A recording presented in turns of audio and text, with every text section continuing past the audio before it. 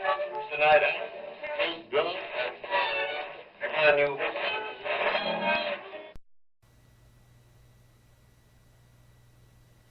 Hey there, YouTube. SkepticalRoot. Continuing here with part 3 of our video series on the responses to SJWs. No, I'm sorry. What was this video called again? This is Reasonable Questions for Anti SJWs. Picking up here with part 3. So let's get to it.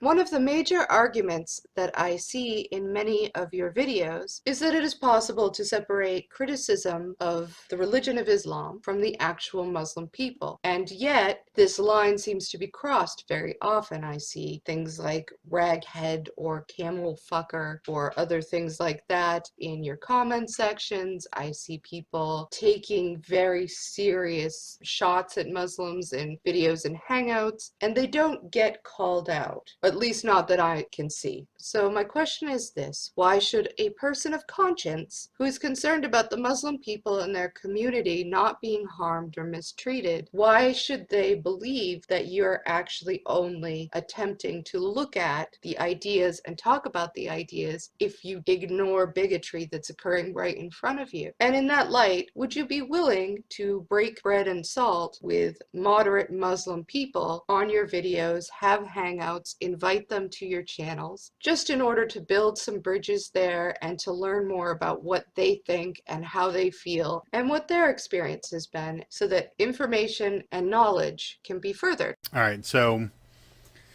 that was a big, long question. How do I break this down here?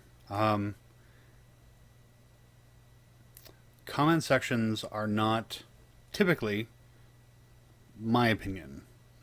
When I respond to somebody, that's my opinion. If somebody did say something that was overtly offensive to somebody, and I had grounds to say something because it was just a matter of, them saying that, I don't know, Muslims hate fags or something like that. I mean, I would point out that while the doctrine of Islam does do that, Muslims don't necessarily hate gay people. I'm not responsible for what other people think. I will call out and challenge what I would consider wrong-headedness in opinions. But okay, so what? What are you proposing here? That I police the internet? I'm a liberal person. I don't believe in controlling what other people say or do. I think that YouTube and other communities should be more open and more free and be more like public spaces that they purport to be. They allow the public to come here and gather and do their thing, unless you get to a point where they don't like what you're saying, and then it's one thing to take down copyrighted material because it's been posted. You're trying to watch, Star Wars Episode 8, on YouTube. I can clearly see taking that down. Taking down content because somebody doesn't like Muslims, I'm not okay with that. People are allowed to have that opinion, especially if actually they don't have to back it up. They're allowed to have that opinion. They're allowed to voice that opinion. They should be able to voice that independent of, the site itself. But that's my opinion on it.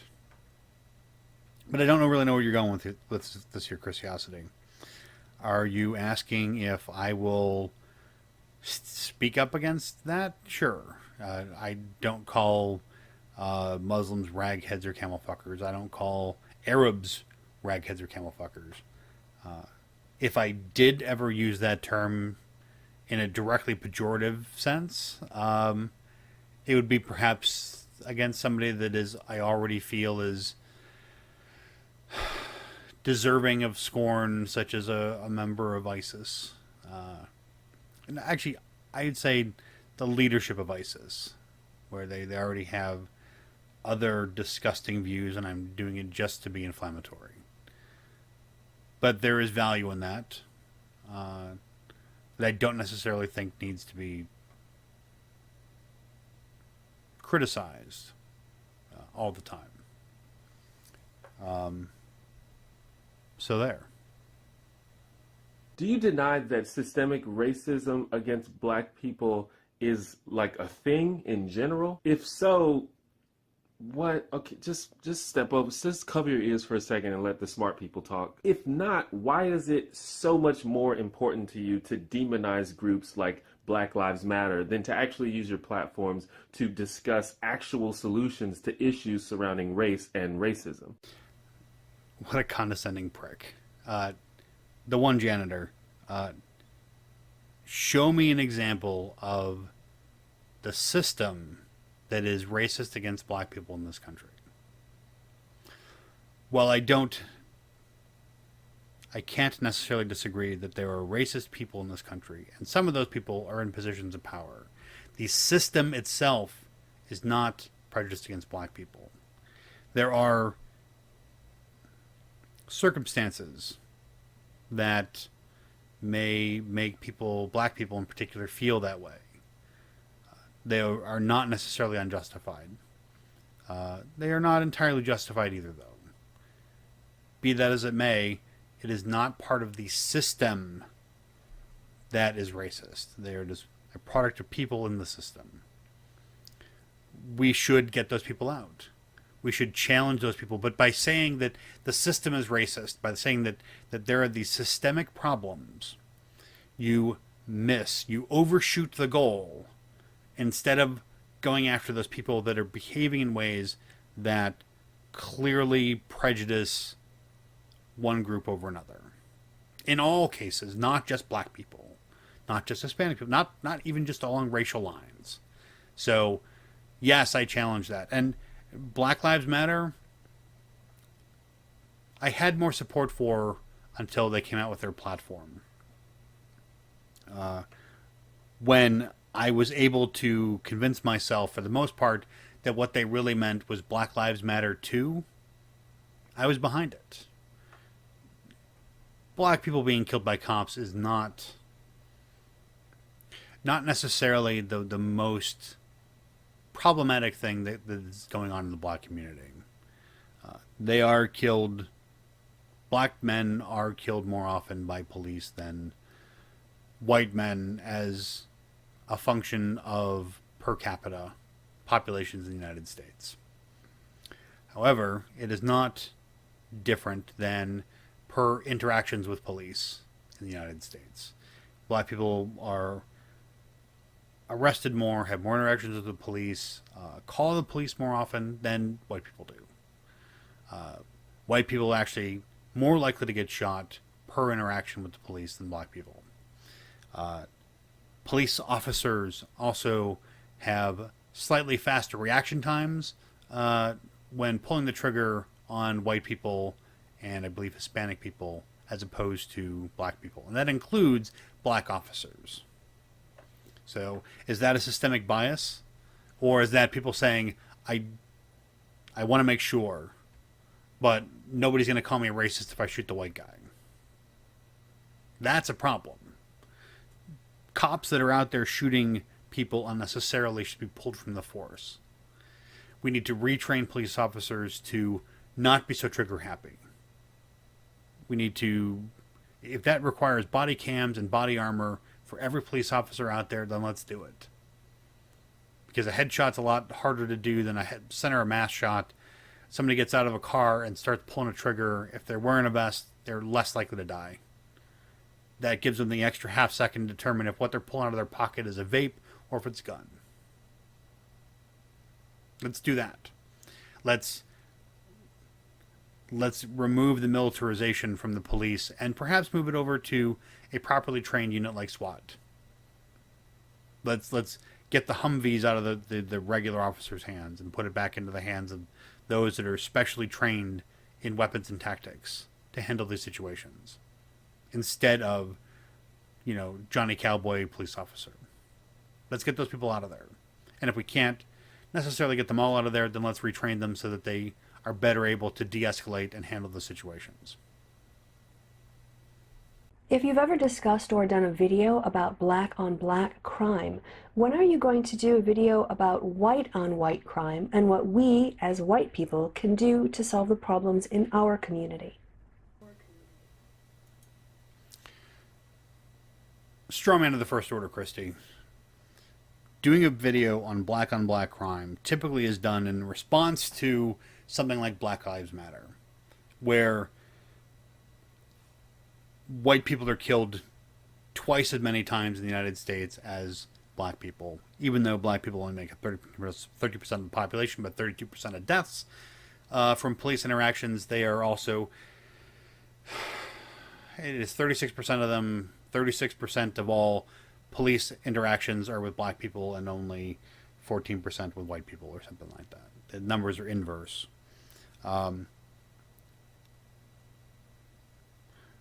We should do stuff about white on white crime, but there's no White Lives Matter movement that anybody gets any credibility to or any airtime to. There's no counterpoint to make there by talking about white lives. And in fact, talking about white on white crime would probably label somebody as a racist by taking away attention from the real problems, which would be systemic racism. Or so the narrative would go. Why are we worried about white people? Asked and answered. Why is a literal teenager's different definition of racism from you so horrifying that you all have to go, no! No, we have to stop him! We've got to debunk him now! Ah! Okay. It's because it's wrong. Frankly. Milo Stewart just doesn't have it right.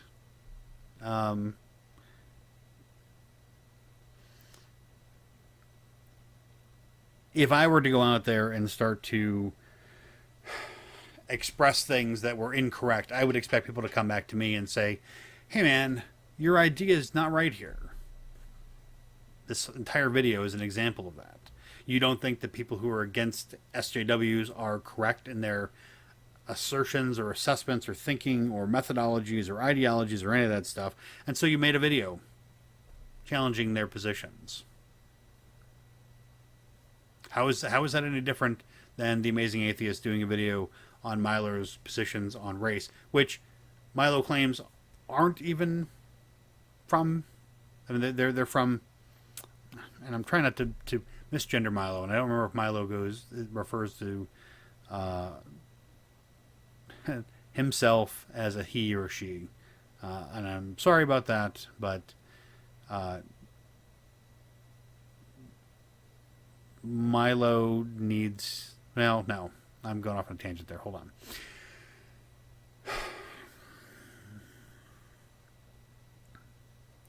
Milo is wrong. Milo is not even expressing Milo's own positions. Milo should express his own positions. Her own positions. His own positions. Milo should express Milo's positions and not somebody else's opinions. Have your own idea of what it is. Don't just say, this is what somebody else says, and this is what I'm going to parrot.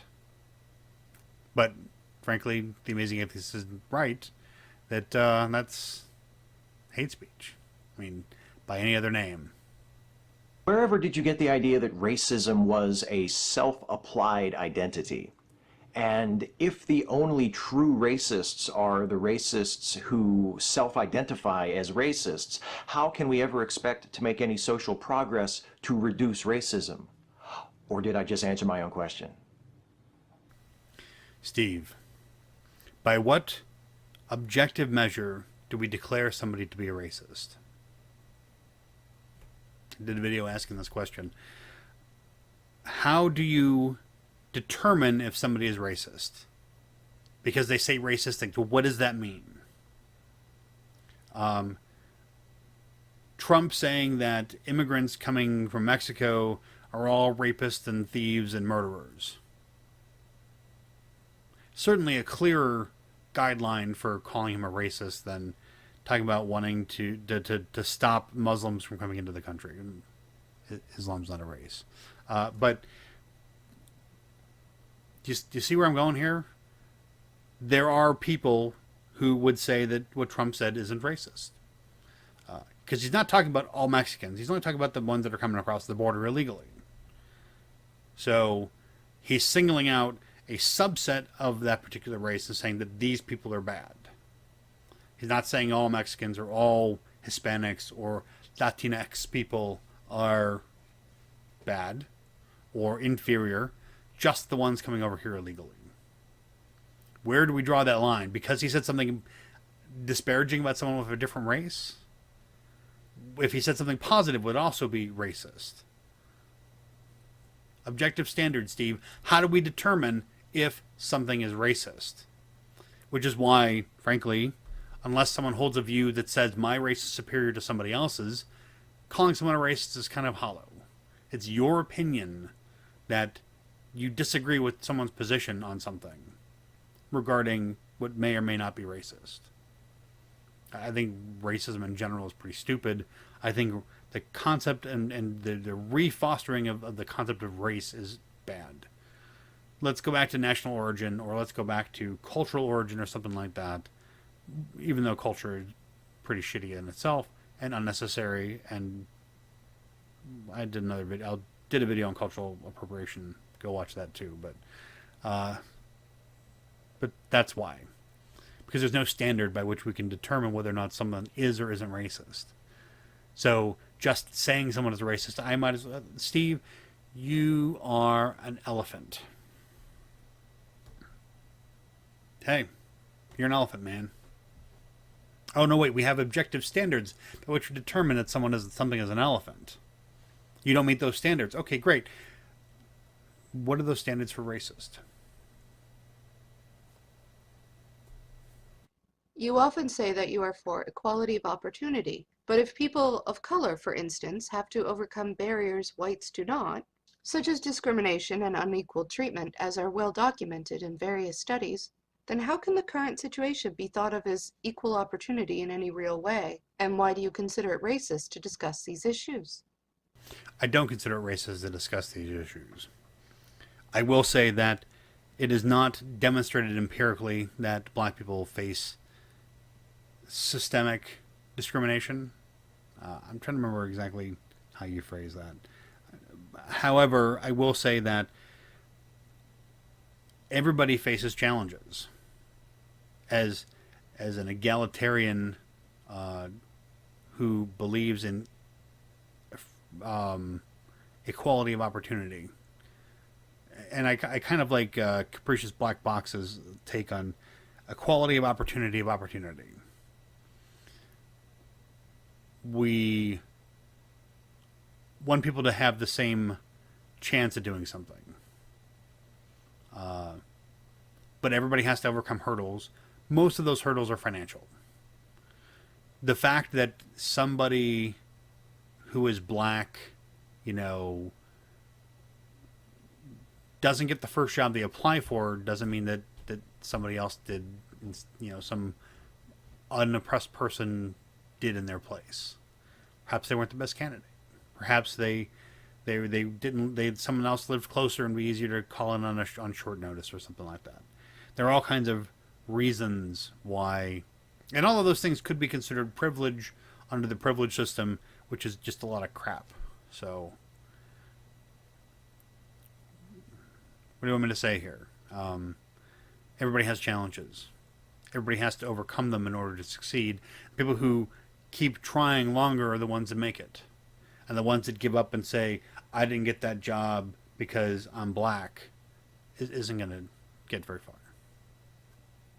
Do you understand basic English syntax? Like, if I say this cat is pretty, I don't mean that all other cats aren't pretty. Like, do you really not get why saying all lives matter in response to Black Lives Matter is not only racially insensitive, but just patently ridiculous? Black Lives Matter is only for black people. That's racist. Sorry. It is. I can't believe I'm sticking my foot in this. syntax and all that stuff aside,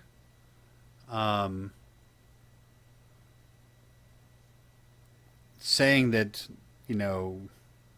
at this point I don't remember what you said, the cat is pretty, doesn't mean that other cats aren't pretty.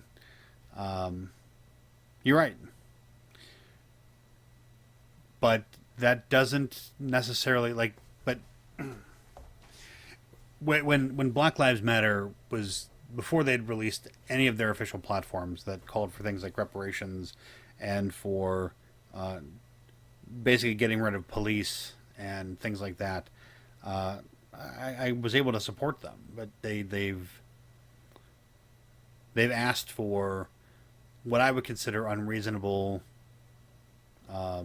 solutions to what they see as a problem that I don't see as much of a problem as they do. Black lives matter, and all lives matter, and white lives matter, and Hispanic lives matter, and Asian lives matter, and we should stop killing people. And we should do what we can to fix that. But in the meantime, only focusing on black lives when, and in particular, black lives in the context of police situations, isn't as productive. It isn't as helpful. It doesn't progress the narrative. No, it doesn't progress the solution to the problem of black people being shot by police. What has changed in those cases from Black Lives Matter? I'm not aware of anything. I don't understand why the media will cover the protest but not cover the results. Taking over Bernie Sanders' stage or Toronto Gay Pride Parade makes them look like assholes. I don't want to help those people. I will help the ones that want to protest and get their voices out there and heard, because I agree with them. But when they're assholes, I have a lot less sympathy and I'm a lot less motivated to engage on their behalf. So. Isn't it offensive to men to assume that a man could only ever want equality for women and therefore be comfortable with feminism as a whole in order to get laid, and that reduces us to beasts? If that was the case, wouldn't I attempt to get laid from my views instead of not ever trying that? This is I've watched this video several times now, and perhaps maybe I finally understand exactly what he's saying, which is, if feminism was going to get me laid, why aren't I getting laid? Okay. I don't know. Some people may say you're only a feminist because you're white knighting because you want to get laid. I'm not going to say that. I don't necessarily agree with that. Perhaps next time you should reword that, though. That was painful to listen to and hard to understand. If you say you're an egalitarian, will you call out the man-hating slurs that you see coming from people within your community? People who use terms like cuck, beta male, faggot, or mangina? All of these things basically distill men down into thinking that the most important thing about them is to be having sex with a woman. That's rather offensive. So what are you doing to stop this kind of behavior in your community? Christy, you may find it offensive. Some people don't. If it's an insult, it is designed to be offensive. Probably because somebody is easily offended. I don't know. I'm not everybody. If people talk like this in my comment section, I don't moderate my comments. People can talk like this if they want to. Again, the free expression thing. If it's gets out of hand because it makes me uncomfortable and it's my channel, then I might say something. But people are allowed to use terms like cuck and mangina and things like that. If they're offended by it, they can say something about it. I'm not their parent. I'm not their guardian or their white knight. If they don't like it, they can leave, or they can argue, or they can ask me to say something. But I'm not going to jump out and speak on their behalf, because that's somebody else's expression. If I do find it offensive, I might say something, but who knows? It hasn't happened to me yet. I have 13 subs, so not been much of a problem yet. It's mostly most of my comments are me talking directly to somebody else. So, but stop being offended for other people. Let the people who are offended speak up, and let them do something about it. If they're offended by it and they leave, then that's their choice. If they're offended by it and they speak up, I might join them and say, hey, you know, you're right. That's not cool.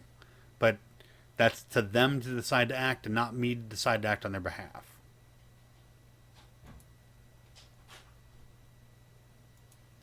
All right, so that's the end of part 3. Part 4 is a few more general questions, which will be coming up next. Hopefully, we'll wrap this up fairly quickly, but who knows? So thanks everyone for watching. Like, comment, share, subscribe. This is, like I said, part 3 of part 4, which is apparently going to be. I'm sorry these are so long, but sometimes I can't just shut up. So, till next time, goodbye, and hello, as always. It doesn't.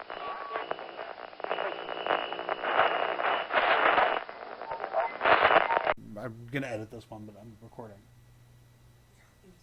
No, I'm responding to a video. Oh, I thought you were talking to someone. That's why No. I'm like, freak out. No.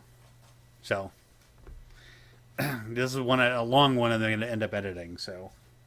I'm actually breaking into 4 parts. I'm just trying to get my part done before I go to bed, and it's taking forever. Okay. That'll make the blooper reel at the end. So